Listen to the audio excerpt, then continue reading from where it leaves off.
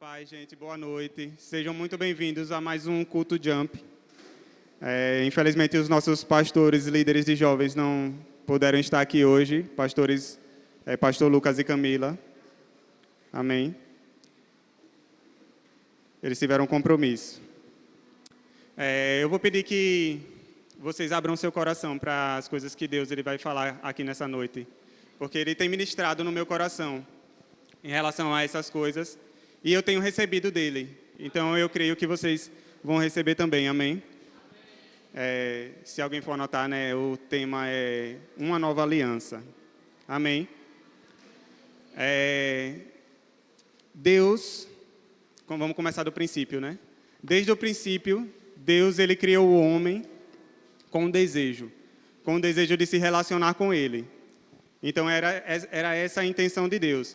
E quando Deus cria o homem, ele pega e firma uma aliança com o homem, para que ele pudesse se relacionar com ele. Ele cria o homem do pó da terra e coloca o homem no jardim do Éden. E lá ele dá todas as condições que o homem precisava para viver. Amém? E o desejo de Deus era de se relacionar com o homem e de poder ter comunhão com ele. Só que Deus ele firmou uma aliança com o homem.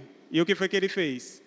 Ele disse, de todas as árvores você pode comer, menos da árvore do conhecimento do bem e do mal. Que foi justamente a árvore que o homem comeu. Amém? E uma aliança, ela significa o compromisso. Amém? É como quando a gente está em um relacionamento e a gente quer evoluir nesse relacionamento, a gente se casa, né? E o compromisso, ele aumenta. Se o compromisso, ele aumenta, então as nossas responsabilidades de manter esse compromisso, ela aumenta também. Amém? Eu casei com Nara e a gente, desde cedo, teve que entender bem o que é que um gosta no outro e como é que um agrada o outro. Porque senão não adiantava. Se eu não fosse interessado em entender os gostos de Nara, e se ela não fosse interessada em entender os meus gostos, a gente iria estar em um relacionamento fadado ao fracasso. Porque eu iria fazer as coisas que eu gosto, independente do que ela goste ou não. Ela iria fazer as coisas que ela gosta, independente do que eu gosto. Amém? Mas Deus ele firmou uma aliança com a gente e Ele quer ter um relacionamento com a gente. Será que a gente sabe o que é que agrada a Deus? Será que a gente tem ciência? Porque Deus, ele criou a gente, então Ele sabe exatamente o que é que a gente gosta. Mas será se a gente, nesse relacionamento, nessa aliança, a gente tem noção daquilo que agrada a Deus e de que faz a vontade dEle? Amém? Então, Deus, ele firmou essa aliança com o homem e essa aliança ela foi rompida. E outras alianças, elas precisaram ser estabelecidas para que Deus pudesse continuar se relacionando com o homem, mas nunca era da forma como Deus queria se relacionar com o homem. Depois da aliança adâmica, que é a que a gente chama da aliança que Deus fez com Adão, veio a aliança noética, a aliança abraâmica, a aliança palestina e depois veio a aliança mosaica. Quando chega a aliança mosaica, o que é que Deus faz? Ele estabelece a lei, um conjunto de regras que ele vai mandar Moisés escrever em uma pedra para que o homem saiba o que Deus quer. Só que na aliança mosaica ninguém conseguia agradar a Deus. Porque ainda não era a forma como Deus queria se relacionar com o homem. Amém? Só que aí veio um que trouxe a aliança perfeita, a aliança que faz com que a gente consiga se relacionar com Ele da forma como Ele quer. E o nome dele é Jesus. E quando Jesus morre naquela cruz e firma essa aliança, ele traz possibilidades para a gente que o pessoal da antiga aliança não tinha. Amém?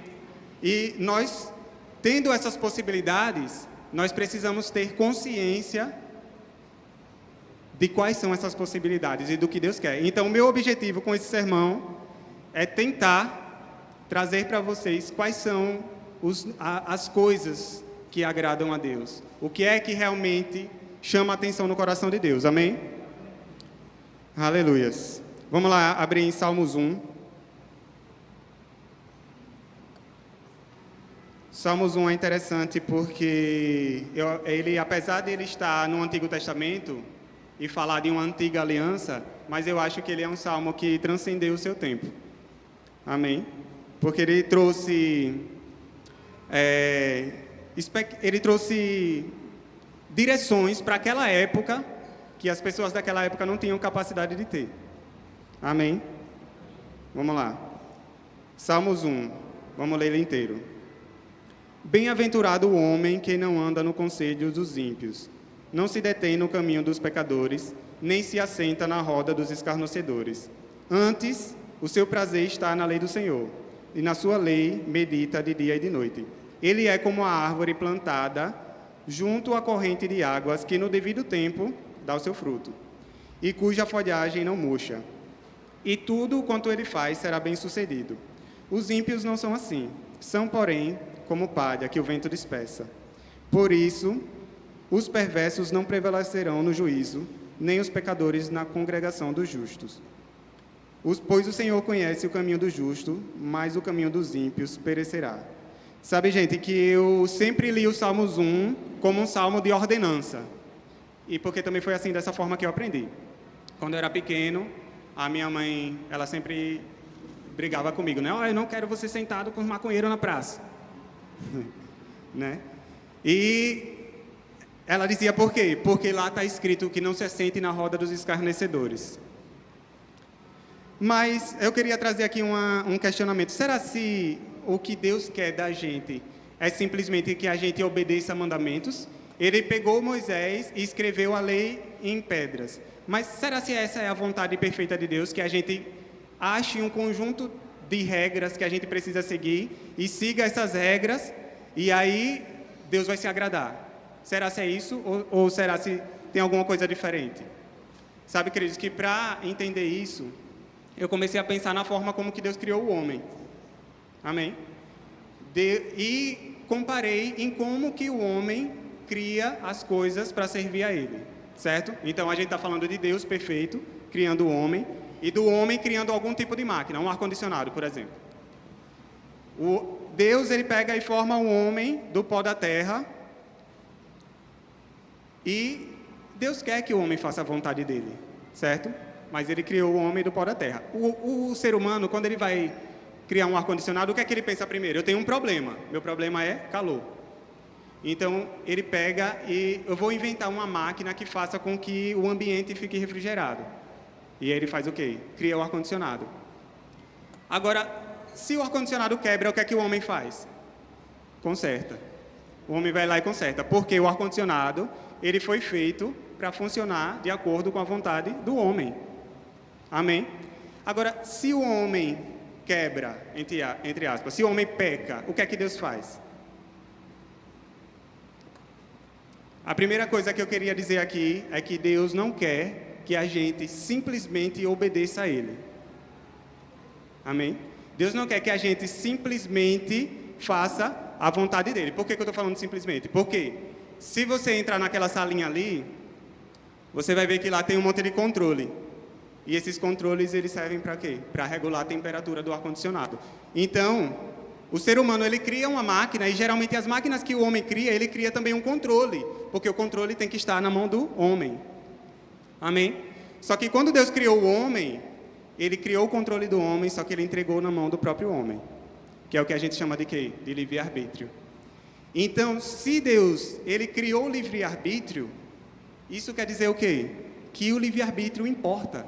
Que não é simplesmente obedecer às regras, é que a nossa vontade seja obedecer às regras. Amém? Aleluias. Se o homem conseguisse fazer uma máquina perfeita, ele faria, né? Assim, vamos deixar de lado as intenções comerciais, mas se ele quisesse fazer um ar-condicionado que quebra, que nunca quebra, se ele pudesse, na verdade. Só que o homem não pode fazer uma máquina que nunca quebre, porque na natureza as coisas se desgastam. Deus, ele pode. Deus, ele poderia fazer você impecável ou inquebrável. Só que ele decidiu fazer você pecável. Entendeu? Deus, ele não fez a gente pecador. Ele fez a gente pecável. O que é pecável? Tem a possibilidade de errar. Amém? A nossa escolha em Deus, ela só pode ser genuína se a gente tivesse a possibilidade de errar. Eu queria muito que Nara não tivesse escolha, que ela me amasse independente de qualquer coisa. Só que como era que eu iria saber que ela me ama de verdade, se ela não tivesse escolha de me amar? Amém? Vamos lá, vamos continuar. Lá em Romanos 9, não precisa abrir, lá em Romanos 9 fala que os gêmeos de Rebeca, antes que eles tivessem praticado bem ou mal, Deus já tinha amado um e aborrecido o outro. Vocês sabem quem são os gêmeos de Rebeca? É Jacó e Esaú. Esaú e Jacó, né? Esaú é o mais velho. Prestem atenção nessa afirmação. Antes que eles tivessem praticado bem ou mal, Deus já tinha amado um e aborrecido o outro. Muitas pessoas pegam esses versículos como argumento para dizer que Deus elege, né? Segundo a escolha dele. Só que eu tenho outra perspectiva em relação a esses versículos. Porque Jacó, ele foi uma pessoa que transcendeu o seu tempo. Por quê? Jacó, ele viveu no período onde a aliança de Deus era a aliança de Moisés. Desculpa, não era a aliança de Cristo. Amém? Então, Jacó, o que é que significa Jacó? Jacó significa o suplantador, ou malandro, né, que gosta do jeitinho brasileiro. No hebraico, Jacó significa aquele que lutou contra Deus. Amém? Jacó, ele nasceu agarrado no calcanhar de Esaú, porque Jacó, ele tinha um desejo. Só que dos gêmeos, o gêmeo que Deus se agradou foi justamente Jacó, por mais dos erros que ele tivesse cometido. Por quê? Porque Jacó, ele valorizava algo que Esaú não valorizava. Esaú, ele nasceu primeiro e era o primogênito. Era aquele que tinha a bênção do pai, aquele que tinha os direitos de Isaac. Amém? E Jacó, ele queria isso. Só que Esaú não ligava nem um pouco. Teve um dia que Esaú, ele estava caçando, e quando ele volta da caça, Jacó decide negociar com ele. E ele fala o quê? Esaú, se você me der a sua primogenitura, ou seja, os seus direitos de ser o filho primogênito, aquele que tem as bênçãos de Isaac, eu vou te dar esse guisado. Guisado é um prato da época. E Esaú, ele não fez a mínima questão da primogenitura. Ele trocou por um guisado. Jacó, de outra vez, também ele enganou o pai dele para receber a bênção. Ele se disfarçou de Esaú. Isaac, ele estava meio cego, não conseguiu ver e acabou abençoando Jacó. Veja, Jacó, ele não fez coisas boas. E ele arcou com os erros, ele teve consequências dos erros dele. Certo? Ele enganou. Agora, Jacó, ele valorizava algo que Deus valoriza. Amém? As coisas de Deus. Que era algo que Esaú não fazia. E para a gente pode até parecer estranho a gente ver Esaú trocando a primogenitura dele por um prato de guisado, porque não faz parte da nossa cultura, mas a gente pode trocar por Instagram. Porque muitas vezes a gente faz o quê? Prioriza as coisas da terra ao invés das coisas de Deus. E com isso eu não estou querendo dizer que é errado estar no Instagram ou é errado assistir Netflix. Mas o que é que realmente nos dá prazer? O que é que realmente nos motiva? Amém? Aleluias. E é interessante que lá no Salmos 1, o versículo 2 é o que vai trazer o segredo. Vocês estão aí no Salmos 1, né? O Salmos 1 fala: antes o seu prazer está na lei do Senhor, e na sua lei medita de dia e de noite. Ou seja, nós termos prazer na palavra de Deus. Não é apenas aquilo que a gente está fazendo, é como a gente está fazendo. Porque não adianta, às vezes a gente pode ficar criando condições na nossa cabeça para agradar a Deus, mas se a gente não tiver realmente prazer em fazer as coisas dele, não adianta de nada. Porque aí eu fico colocando na minha cabeça: olha, amanhã eu vou acordar e eu vou orar 10 minutos. E depois eu vou ler um capítulo da Bíblia. E aí, quando eu chegar em casa, eu oro mais 1 hora. E a gente começa a estipular tempos. E sabe o que é interessante? Que quando a gente está assistindo um filme, a gente não fica contando no relógio, né? Só que geralmente quando a gente estipula tempo com Deus, a gente conta. Porque será se o nosso prazer realmente está na presença de Deus? Ou será se a gente está querendo cumprir um conjunto de regras para que, Deus, eu fiz minha parte, agora se agrade.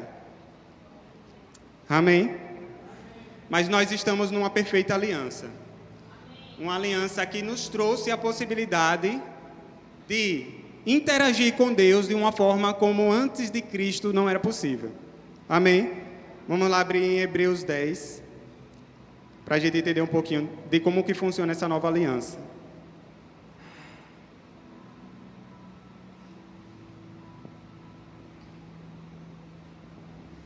Aleluias.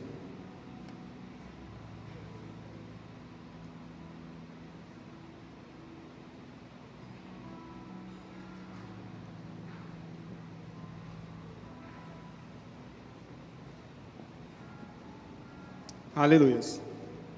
Hebreus 10, a partir do versículo 1, fala assim: Ora, visto que a lei tem sombra dos bens vindouros, não a imagem real das coisas, nunca jamais pode tornar perfeito os ofertantes, com os mesmos sacrifícios que, ano após ano, perpetuamente eles oferecem. Gente, no período da lei mosaica, a cada ano era sacrificado um cabrito por expiação dos pecados, certo? Só que é interessante aqui no versículo 1, que ele fala que a lei é a sombra dos bens vindouros. Ou seja, a lei, ela era uma projeção, ela estava mostrando alguma coisa que estava por vir. Amém? Só que uma projeção, ela não tem poder de interagir com nada. Que vocês devem conhecer o mito da caverna de Platão, que ele fala assim: existiam pessoas numa caverna, onde elas estavam naquela caverna escura e tinha só uma projeção de luz, onde os animais que passavam do lado de fora, eles viam a sombra daqueles animais lá dentro. Então eles sabiam que era um pássaro, eles sabiam que era um lobo, eles até ouviam eles cantando, só que eles sabiam através de uma sombra, eles não tinham uma imagem real daquilo. E aí um deles se liberta, e ele vai lá para fora, e quando ele chega lá fora, ele olha e ele diz: não é possível que um passarinho é assim, porque agora ele está vendo a forma perfeita de um passarinho, e está ouvindo ele cantando. Amém? E ele volta lá dentro para avisar para os outros, só que os outros, eles não dão ouvidos. Mas enfim, a lei, ela era apenas uma projeção daquilo que a gente iria ser capaz de fazer depois que Jesus viesse. Amém? É como, por exemplo, se eu pegasse uma luz e viesse com a sombra da minha mão tentar pegar essa cadeira, eu não iria conseguir, porque é uma projeção. Agora, se eu venho com um objeto real, aí eu consigo. Amém? Aleluia. Vamos lá para o versículo 2.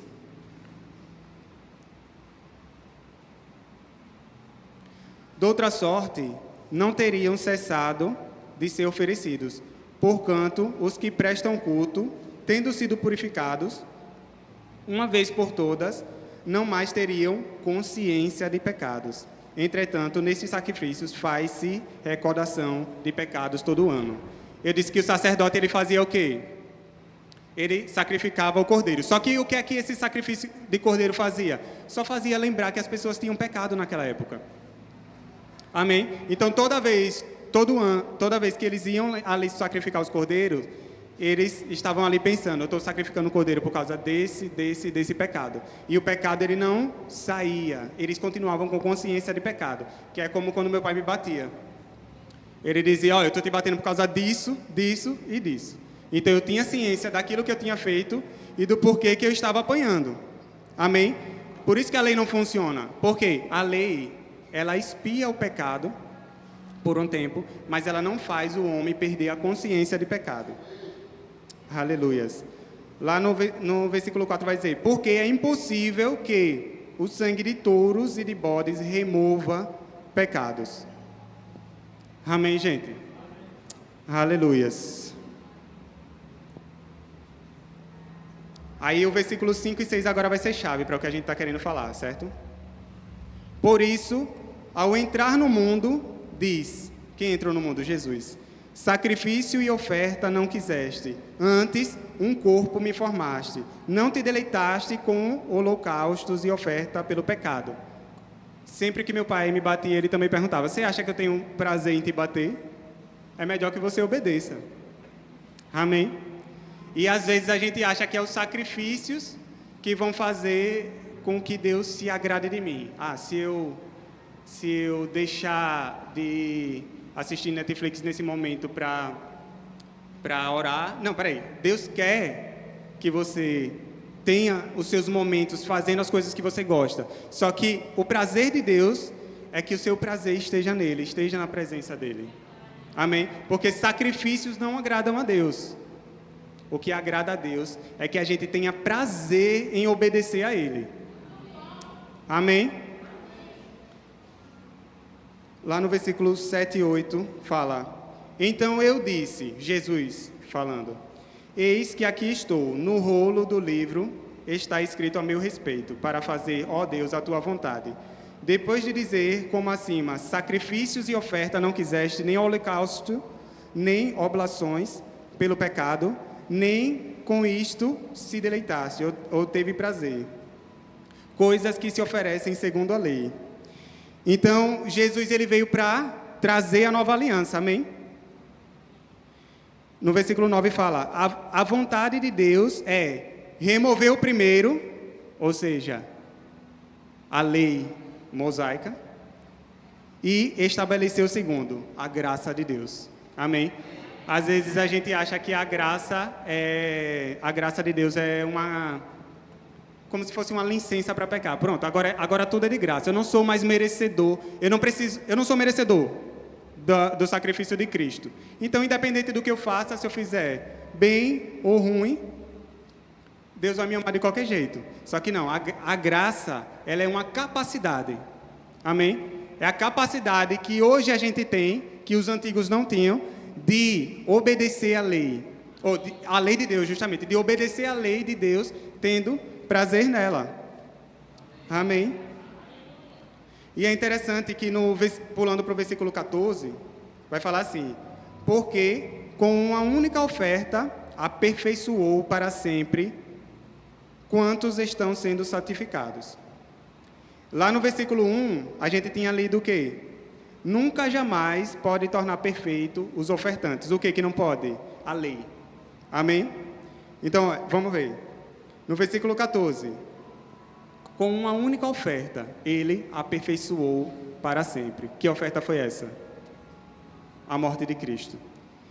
Quem são os ofertantes? Somos nós. Então, nós fomos aperfeiçoados para sempre. Sabe que, às vezes, a gente tem na nossa mente que é difícil se livrar do pecado. Só que isso é um engano. A questão é que a gente não tinha a condição necessária para se livrar do pecado. Amém? E se hoje eu tenho uma condição necessária para se livrar do pecado, eu aceitei a Jesus, eu sou um filho dele, mas eu não gerar consciência em mim, isso não vai adiantar de nada. Porque se eu continuar com consciência de pecado, achando que através de sacrifícios Deus vai se alegrar de mim, como é que eu vou conseguir realmente esse feito que Jesus fez na cruz? Amém? Só que é interessante que o tornar perfeito não quer dizer que a gente nunca mais vai pecar. Amém? Lá no comentário Beacon, fala assim, ser aperfeiçoado não significa ser completo em caráter, no sentido de não precisar mais crescer. Significa, sim, ser levado a uma experiência de realidade e um estado de cumprimento em um relacionamento de coração com Deus que a antiga ordem não podia oferecer. É perfeição no sentido de ser levado a um nível intencional e desejado.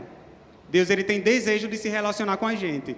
E o desejo de Deus é que a gente tenha desejo de se relacionar com Ele também. Amém? Porque a Bíblia diz que quem convence o homem da justiça, do pecado e do juízo é quem? É o Espírito Santo. A partir do momento que eu aceito a Jesus, o Espírito Santo ele passa a habitar em mim. Amém? Então, se o Espírito Santo não tem a capacidade de me convencer, ninguém vai ter. Amém? Então, qual é o segredo? O segredo é que nós não somos mais pecadores. O segredo é que a condição que a gente precisava para se livrar do pecado, ela já está aqui com a gente. Amém?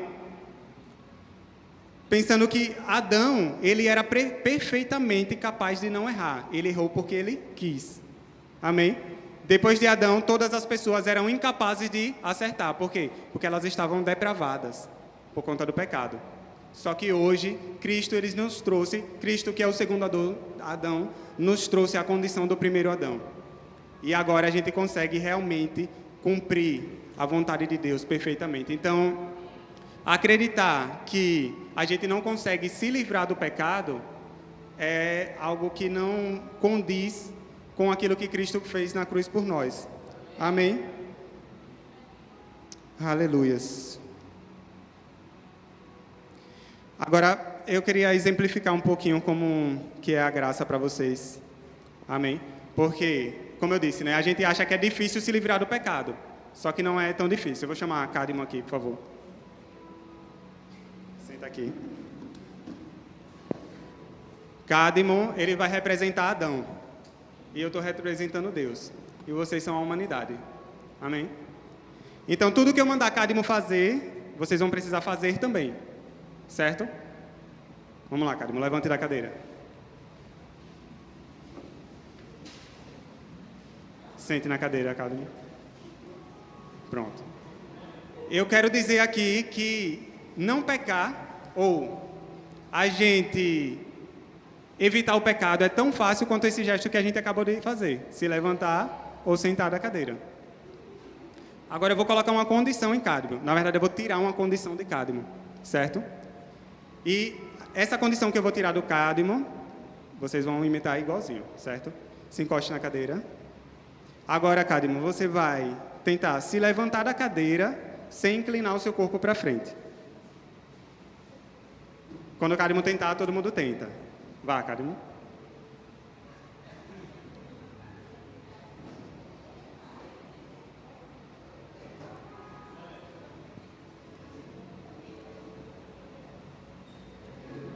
Amém. Obrigado. Uma simples condição que eu tirei, vocês já não conseguem. Amém. Adão, ele tinha todas as condições para amar Deus da forma como Deus queria que ele amasse. Amém. Isso é uma questão física, porque o equilíbrio do nosso corpo está na nossa parte mais pesada. Então, obrigatoriamente, para se levantar, a gente precisa fazer o quê? Jogar o nosso corpo para frente. Eu pensei que Israel ia conseguir. A gente precisa jogar o nosso corpo para frente para que o nosso eixo, digamos assim, fique junto com as nossas pernas e a gente consiga se levantar. Agora, como é que o homem realmente consegue se livrar de uma vida de pecado? Ele precisa da presença de Deus. Amém? Quando o homem perde essa simples condição, que é a presença de Deus, ele se torna incapaz. E algo tão simples como negar o pecado, que hoje a gente acha que é complexo, que é difícil. Amém? Volta a ser simples de novo. Por quê? Porque a presença de Deus está aqui. Amém. Aleluias. Valorizar a presença de Deus é o que agrada a Deus. Amém? Algumas pessoas na antiga aliança, elas conseguiram transcender o seu tempo, e uma delas foi Davi. Por quê? Davi, ele via algo que as outras pessoas não viam. Ele olhava lá para a Arca da Aliança, ele dizia, tem uma coisa aí que é muito boa. Amém? E ele viu a Arca da Aliança lá na casa de Obed-edom, ele disse, não, traga para cá. E mandou trazer a Arca da Aliança. E Davi, ele conseguia ter um relacionamento com Deus que as pessoas daquela época não conseguiam. É interessante que Davi, ele voltou da guerra e ele comeu dos pães que estavam lá no Santo do Santo, e ele dançou lá dentro e nada aconteceu com ele. Só que enquanto a arca estava sendo transportada, a arca que tinha a presença de Deus, os bois desequilibraram e Uzá foi tentar segurar a arca. Se sentiu usado, né? Ele foi tentar... Essa não funcionou. Ele foi tentar segurar a arca e o que aconteceu? Morreu. Por quê? Porque ele tentou ter contato com a presença de Deus indignamente. Amém? Jesus ainda não tinha conquistado esse direito para ele. Mas como é que Davi conseguia? Davi entendia algo que os outros não entendiam. Aquele que foi chamado de homem segundo o coração de Deus. Amém? Aleluias. A consciência do pecado, a consciência de pecado, ela vai nos estagnar. Mesmo que a gente seja hoje uma nova criatura, mesmo que a gente tenha todas as possibilidades que Jesus já conquistou naquela cruz, para que a gente se livre do pecado e para que a gente tenha uma vida santa, consciência do pecado nos para. Porque vai trazer condenação. Amém? Vai trazer o desânimo. Você vai começar a pensar que você não consegue. Mas por quê? Porque a gente ainda está tentando fazer sacrifício. Amém? Mas no dia que a gente fizer, que a gente tiver o prazer da presença de Deus, a gente vai entender como é a capacidade da graça. Amém? Aleluias. Lá no 15 e 16. E disto nos dá testemunho também o Espírito Santo, porquanto, após ter dito, esta é a aliança que farei com eles. Depois daqueles dias, diz o Senhor, porei no coração deles as minhas leis e sobre as suas mentes a inscreverei.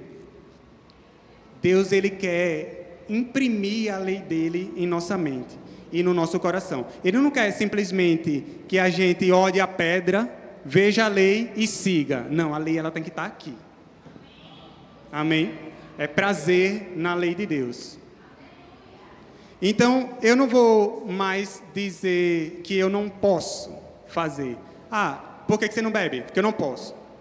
Por que você não fuma? Porque eu não posso. Por que você... Coisas erradas, certo? Porque eu não posso. Não, eu não quero. Eu não tenho prazer nessas coisas. Amém? Por quê? O meu prazer, ele está na lei do Senhor. Amém? Somente a presença dele pode nos trazer essa capacidade de sentir prazer na lei dele. Amém? Aleluias. O 17. Acrescenta, também, de nenhum modo me lembrarei dos seus pecados e das suas iniquidades. Para sempre, ora, onde há remissão destes, já não há oferta pelo pecado. Hoje a gente não precisa mais ficar se condenando pelo que a gente fez no passado. Porque muitas vezes a gente aceita Jesus, só que a gente trava o nosso relacionamento com Deus porque, eu fiz sexo antes do casamento.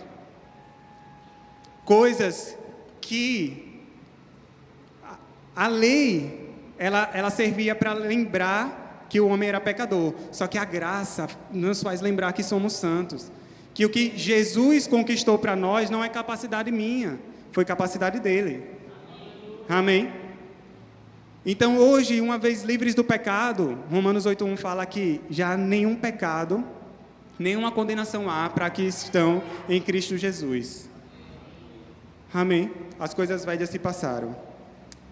Aleluias. Voltando lá no Salmos 3.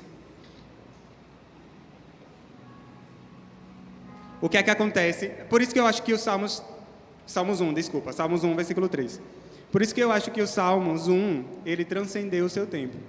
Porque aqui estão escritas coisas que parece que foi Paulo que escreveu, não é? Vamos lá.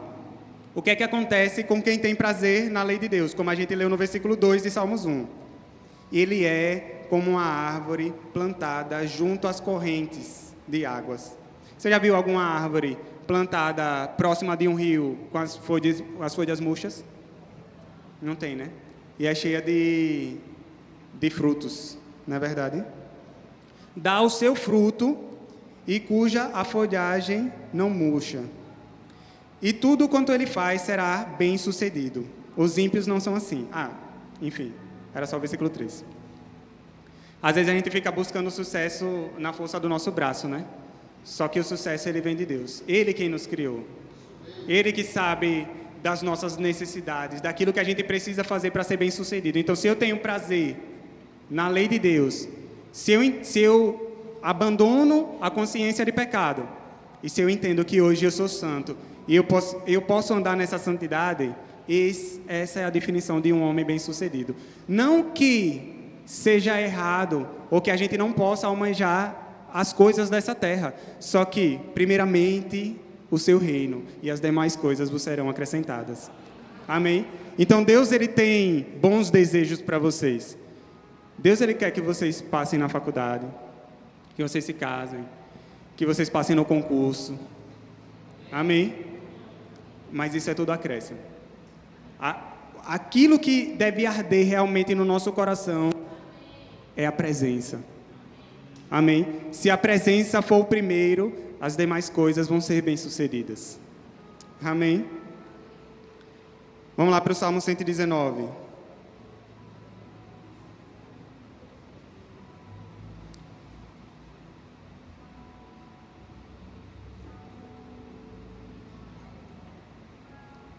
Aleluia.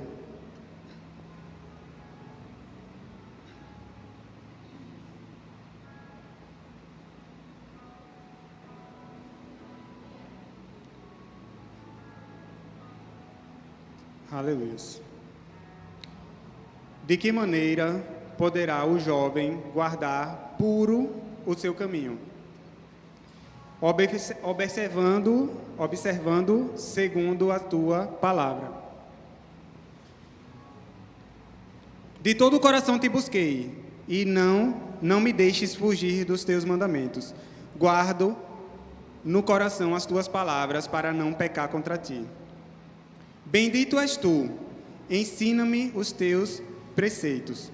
Com lábios tenho narrado todos os juízos da tua boca, mas me regozijo com o caminho dos teus testemunhos do que com todas as riquezas. Meditarei nos teus preceitos e as tuas veredas terei respeito. Terei prazer nos teus decretos, não me esquecerei da tua palavra. Desculpa, eu disse o versículo? Era o versículo 9. Vocês anotam aí, Salmos 119, versículo 9 ao 16.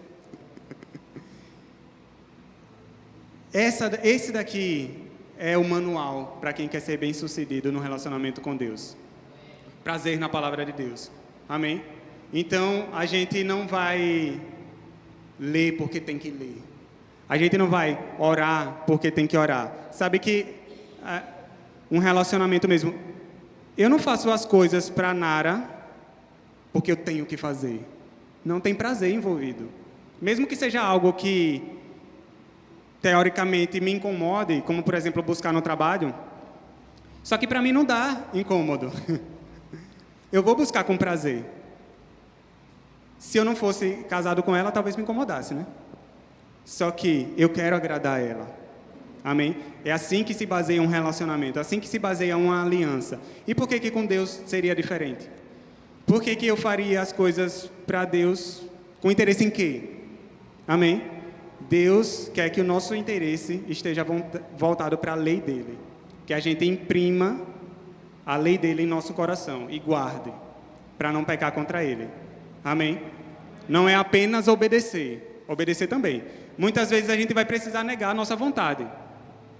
Mas que o nosso prazer esteja sempre na presença dele. Amém? Glória a Deus. Queria agradecer a oportunidade. Amém.